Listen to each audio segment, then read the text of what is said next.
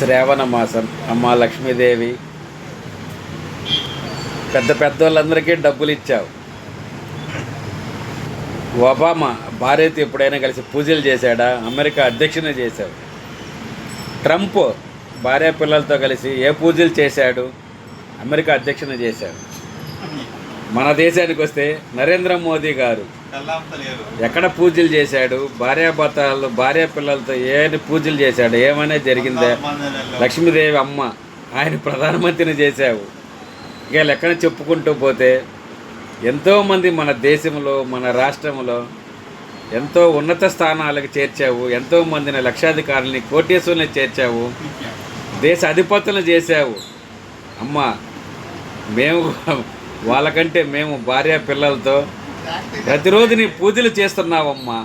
కనీసం కొంచెమైనా మా మమ్మల్ని కనికరించి కొంచెం దయదలిసి కొంచెం ఇవ్వమ్మా లక్ష్మీదేవి.